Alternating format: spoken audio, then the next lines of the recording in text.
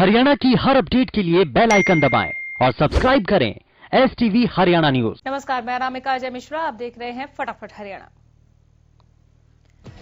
किसान आंदोलन का आज 45वां दिन है। लगातार किसान सरकार के खिलाफ विरोध कर कृषि कानूनों का विरोध कर रहे हैं। किसानों की मांग है कि जब तक सरकार कृषि कानूनों को वापस नहीं लेती, उनका आंदोलन चलता रहेगा।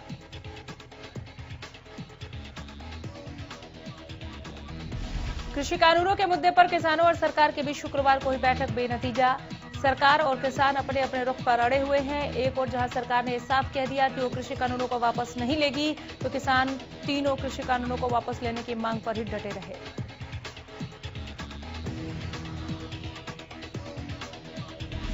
बैठक में कृषि मंत्री ने कहा कि किसान नेताओं को देश हित में आंदोलन को वापस लेना चाहिए। बैठक में सरकार ने यह भी साफ कर दिया कि वो कानून वापस नहीं लेगी। किसानों ने कहा कि वो कानून को वापस कराना चाहते हैं, उनको इसके अलावा कुछ मंजूर नहीं।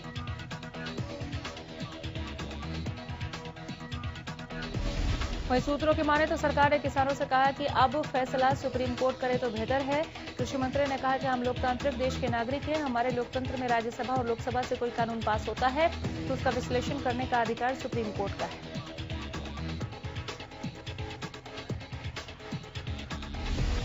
सुप्रीम कोर्ट में भी इस मुद्दे को लेकर सुनवाई हो रही है। अब सरकार और किसान नेताओं के बीच 15 जनवरी को अगले दौर की बैठक होगी।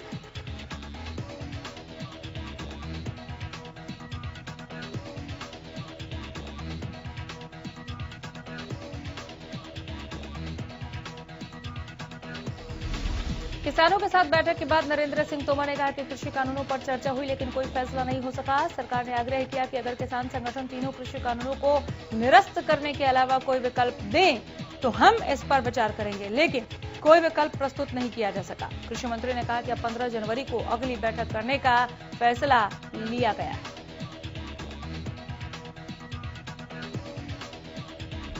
लगभग 2 घंटे तक चली इस बैठक के बारे में बताते हुए तोमर ने इस बात से इनकार किया कि सरकार ने किसानों के समक्ष कृषि कानूनों से संबंधित उच्चतम न्यायालय में लंबित एक मामले में शामिल होने का कोई प्रस्ताव रखा।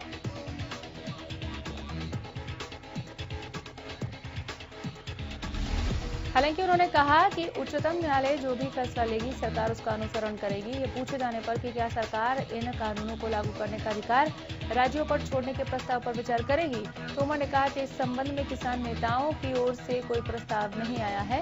उन्होंने कहा कि अगर ऐसा कोई प्रस्ताव आता है तो सरकार उस वक्त फैसला लेगी। वहीं सरकार के साथ बैठक के बाद किसान नेता हनान मुल्ला ने कहा कि हम कानून वापसी के अलावा कुछ और नहीं चाहते। हम कोर्ट नहीं जाएंगे। कानून वापस होने तक हमारी लड़ाई जारी रहेगी।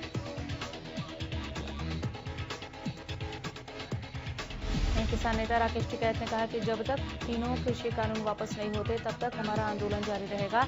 हम 15 जनवरी को बैठक के लिए फिर आएंगे।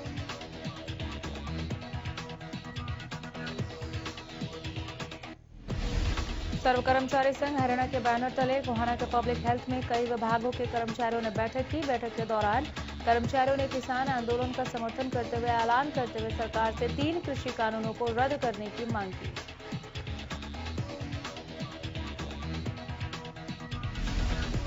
कर्मचारियों का कहना है कि सरकार से जल्द किसानों की मांगों को अगर सरकार ने नहीं माना तो सभी विभागों के कर्मचारी इकट्ठा होकर 12 जनवरी को सभी जिलों में प्रदर्शन कर डीसी ऑफिस का घेराव करेंगे।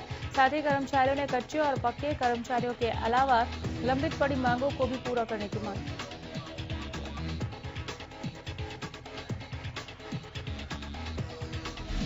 कृषि कानूनों को लेकर किसानों का आंदोलन लगातार जारी है। किसान अलग अलग तरीकों से कृषि कानूनों का विरोध कर रहे हैं।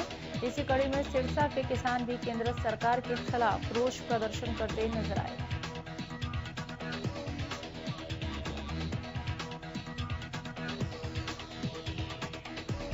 सिरसा के किसान कावड़ की तरह हल को कंधे पर रख कर लेकर दौड़ते दिखाई दिए। किसान नेता संदीप कुमार ने बताया कि केंद्र सरकार के तीनों कृषि कानून किसान विरोधी हैं, जिसे किसान किसी भी हालत में बर्दाश्त नहीं करेंगे। किसानों ने केंद्र सरकार से जल्द कृषि कानूनों को रद्द करने के लिए और किसानों को राहत देने के लिए मांग की।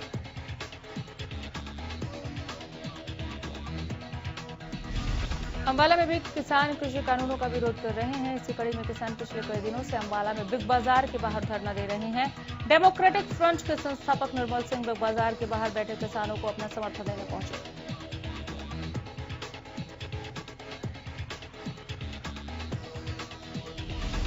निर्मल सिंह ने कहा कि सरकार की नीयत पर पहले से ही शक है। सरकार किसानों के खिलाफ है और कॉरपोरेट घरानों के साथ है। दिल्ली से अंबाला पहुंचे किसान नेता मलकीत सिंह ने लोगों से मॉल से सामान न खरीदने की अपील की। जब तक सरकार कानूनों को वापस नहीं लेगी तब तक हमारी लड़ाई जारी रहेगी।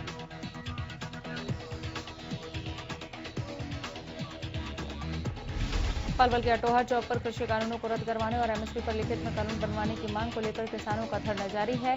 किसानों के जत्थे के साथ आंदोलन में शामिल होने आए महाराष्ट्र के अविनाश देशमुख ने कहा कि उनके साथ लगभग 200 से 250 किसानों का जत्था आया है, जिसमें महिलाएं भी शामिल हैं। उन्होंने कहा कि वो अब सभी किसान हैं और किसानों के परिवार से हैं, जिससे उन्हें मालूम है कि इन काले कानूनों से उन्हें क्या नुकसान है। उन्होंने कहा कि काले कानून रद्द होने चाहिए। सरकार बार बार वार्ताएं कर रही है लेकिन कोई हल नहीं निकल रहा।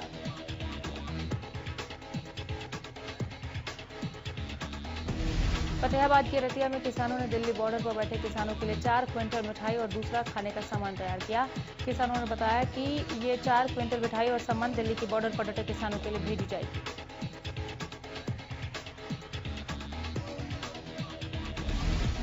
मिठाई तैयार करने वाले किसानों ने बताया कि जब तक सरकार तीनों कानून वापस नहीं लेती तब तक किसान दिल्ली से नहीं लौटेंगे, चाहे इसके लिए उन्हें कितना भी लंबा आंदोलन चलाना पड़े।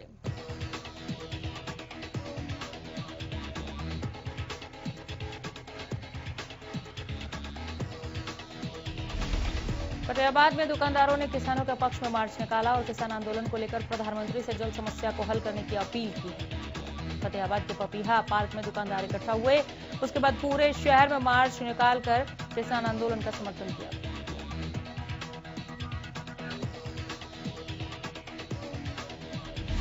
व्यापार मंडल एसोसिएशन का कहना था कि दुकानदार किसानों के साथ कंधे से कंधा मिलाकर खड़े हैं। किसान आंदोलन का वो समर्थन करते हैं। किसान आंदोलन के चलते किसान ठंड में सड़कों पर बैठे हुए हैं। उन्होंने प्रधानमंत्री से जल्द समाधान की अपील की ताकि किसान अपने घर वापस लौट सकें।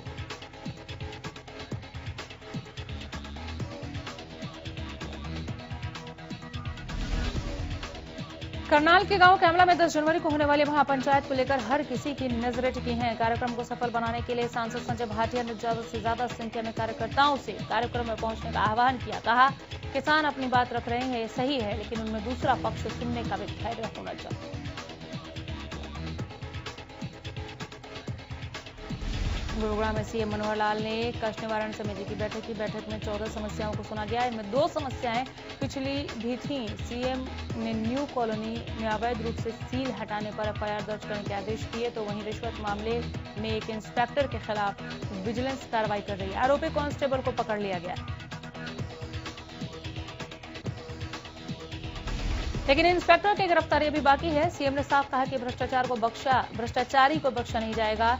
सीएम ने नेता प्रतिपक्ष भूपेंद्र सिंह हुड्डा पर निशाना साधा। कहा, हुड्डा दिन में सपने देख रहे हैं कि सरकार गिर जाएगी। सरकार अभी 5 साल चलेगी।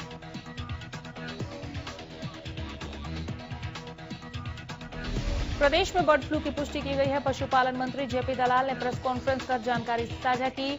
उन्होंने बताया कि भोपाल लेबोरेटरी इस बात की पुष्टि कर चुकी है। अब तक पंचकुला में बर्ड फ्लू के कारण 4 लाख से ज्यादा मुर्गियों की मौत हुई। भोपाल लैब में 3 सैंपल में से 2 की रिपोर्ट पॉजिटिव आई। हमने कुछ सैंपल जालंधर भी भेजे थे, लेकिन वहां से अभी तक कोई जानकारी नहीं सामने आई है। जेपी दलाल ने बताया कि मुर्गियों में H5N8 श्रेणी का फ्लू सामने आया है। जहां से सैंपल लिए गए हैं उसके 1 किलोमीटर के दायरे में मुर्गियों को मारा जाएगा, जिसमें तकरीबन 66,000 मुर्गियों को मारा जाएगा। वहीं सभी कर्मचारियों का हेल्थ विभाग की ओर से जांच भी कराई जा रही है।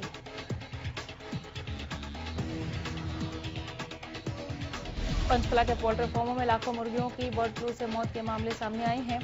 इसी को लेकर केंद्रीय स्वास्थ्य मंत्रालय की टीम रायपुर रानी पहुंची थी, जहां उन्होंने सामुदायिक स्वास्थ्य केंद्र में हाई रिस्क एरिया 3 किलोमीटर के दायरे का सर्वे किया।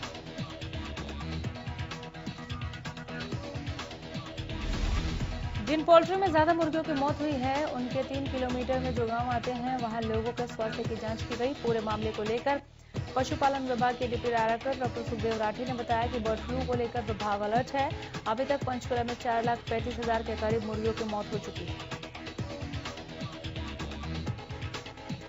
प्रदेश में कोरोना के आंकड़ों में लगातार गिरावट दर्ज की जा रही है। आंकड़ों में गिरावट, बीते 24 घंटे में 281 नए मरीज की पुष्टि। गुरुग्राम में 24 घंटे में 63 और फरीदाबाद में 48 नए केस सामने आए हैं। सोनीपत में 18 और अंबाला में 22 नए मामले सामने आए। करनाल में कोरोना वैक्सीन को स्टोर करने के लिए प्रशासन की ओर से पूरी तैयारी कर ली गई है। बता दें कि कोरोना वैक्सीन को एयरपोर्ट पर स्पेशल कार्गो प्लेन्स में लाया जाएगा और वहां से उसे स्पेशल रेफ्रिजरेटर वैनों के जरिए 4 बड़े स्टोरेज पॉइंट्स करनाल, मुंबई, चेन्नई और कोलकाता पहुंचाया जाएगा। प्राथमिक जानकारी के मुताबिक करनाल से स्पेशल रेफ्रिजरेटेड वैन के जरिए वैक्सीनों को दिल्ली के स्टोरेज पॉइंट्स और आसपास के राज्यों में पहुंचाया जाएगा।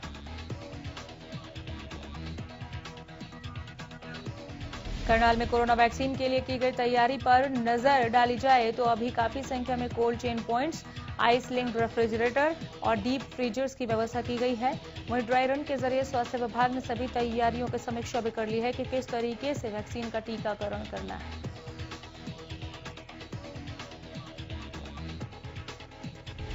सिरसा जिला मुख्यालय पर लंबे समय से धरने पर बैठे बर्खास्त पीटीआई अध्यापकों को सरकार की तरफ से आश्वासन के बाद भी राहत नहीं मिली है। धरने पर बैठे पीटीआई अध्यापक ने बताया कि सरकार ने जो उन्हें समायोजित करने का फैसला लिया था उस पर अब तक अमल नहीं किया। सरकार को वादा याद दिलाने के लिए वो धरना दे रहे हैं। उन्होंने कहा कि इस दौरान कई साथियों की मौत भी हो गई। अध्यापकों के सामने घर चलाने और रोजी रोटी का संकट खड़ा हो गया है।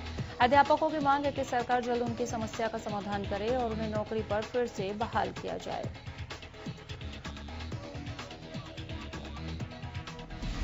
सिरसा में 9 और 10 जनवरी को ग्राम सचिव की परीक्षा होनी है। परीक्षा की तैयारियों के बारे में बताते हुए उपायुक्त प्रदीप कुमार ने कहा कि परीक्षाओं को नकल रहित, पारदर्शी और शांतिपूर्ण ढंग से पूरा करवाने के लिए सभी पुख्ता प्रबंध किए गए हैं। उपायुक्त ने बताया कि सभी परीक्षा केंद्रों में सीसीटीवी जैमर और बायोमेट्रिक सिस्टम की व्यवस्था की गई। परीक्षा की ड्यूटी में लगे अधिकारी और कर्मचारी सजग और सावधान रहते हुए आपसी तालमेल के साथ अपनी जिम्मेवारियों को निभाएंगे। साथ ही कोविड-19 के सभी नियमों का पालन किया जाएगा। रेवाड़ी में ग्राम सचिव पद की परीक्षा को लेकर सभी तैयारियां पूरी कर ली गई हैं। परीक्षा को लेकर जिले में 30 केंद्र बनाए गए हैं, जहां 16 मजिस्ट्रेट नियुक्त किए गए।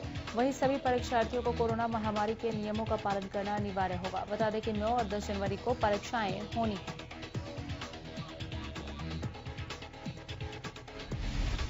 फतेहाबाद में 9 जनवरी को होने वाली ग्राम सचिव की भर्ती परीक्षा को लेकर प्रशासन ने सभी तैयारियां पूरी कर ली हैं।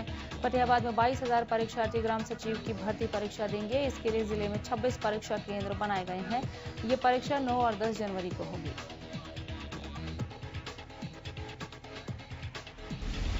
यमुनानगर में सीएम फ्लाइंग ने छापेमारी करते हुए सरकारी गेहूं में सेंध लगाने वाले गिरोह का भंडाफोड़ किया है। टीम ने कुरुक्षेत्र और रुड़की हाईवे के नजदीक एक ढाबे पर छापेमारी की। इस दौरान ढाबे से गेहूं और ट्रकों से निकाला गया डीजल बरामद हुआ है। बताया जा रहा है कि ढाबे का मालिक ट्रक चालकों के साथ मिलकर सरकारी गेहूं और ट्रकों से डीजल चोरी की वारदात को अंजाम देता था। मामले में पुलिस ने 4 लोगों को गिरफ्तार किया है। फ्लाइंग टीम ने मौके से एफसीआई की मोहर लगे कट्टों के साथ डीजल भी बरामद किया। सीएम फ्लाइंग के इंस्पेक्टर दिनेश शर्मा ने बताया कि सूचना के आधार पर उनकी टीम ढाबे पर छापेमारी करने पहुंची। मौके पर 2 ट्रकों से गेहूं के बैग उतारे जा रहे थे, जिस पर टीम ने मौके से ढाबा संचालक समेत 4 लोगों को पकड़ा। जब ढाबे की जांच की तो अंदर से डीजल बरामद हुआ। पुलिस ने करनाल में राइस मिलर के घर पर फायरिंग करने वाले 3 आरोपियों को गिरफ्तार कर लिया है। गाड़ी में सवार बदमाशों ने सुभाष चंद्र सिंगला को जान से मारने की नीयत से सेक्टर 8 स्थित घर पर ताबड़तोड़ फायरिंग की। बताया जा रहा है कि फायरिंग के बाद बदमाश मौके से फरार हो गए। जांच करते हुए पुलिस ने 3 आरोपियों को गिरफ्तार कर लिया है। पुलिस ने बदमाशों के कब्जे से वारदात में इस्तेमाल की गई गाड़ी और हथियार बरामद किए। जांच में सामने आया कि आरोपी सचिन का शिकायतकर्ता के साथ लेन देन का मामला चल रहा था, जिसके चलते सुभाष को जान से मारने की नीयत से उसके घर पर फायरिंग की गई थी। गुरुग्राम के राजेंद्रा पार्क थाने में शहर के नामी बिल्डर के खिलाफ हत्या का मामला दर्ज कर लिया गया। दरअसल दिल्ली के शाहदरा के रहने वाले सिविल इंजीनियर 4 जनवरी को सेक्टर 103 के सिग्नेचर ग्लोबल की कंस्ट्रक्शन साइट पर पैसे के लेन देन के लिए आए थे। लेकिन देर शाम सिविल इंजीनियर सूरज भान का शव संदिग्ध हालत में बरामद किया गया। पुलिस ने मृतक के परिजनों की शिकायत पर ग्लोबल बिल्डर के मालिक, वाइस प्रेसिडेंट और जीएम के खिलाफ धारा 302 के तहत मामला दर्ज कर तफ्तीश शुरू की है। क्राइम ब्रांच ने सेक्टर 40 से 7 ग्राम हेरोइन के साथ नाइजीरियन को गिरफ्तार किया है। बताया जा रहा है कि युवक एम्बियंस मॉल के पास ड्रग्स सप्लाई करने के इरादे से घूम रहा था। बरामद की गई ड्रग्स की कीमत 12 से 15 हजार के बीच बताई जा रही है।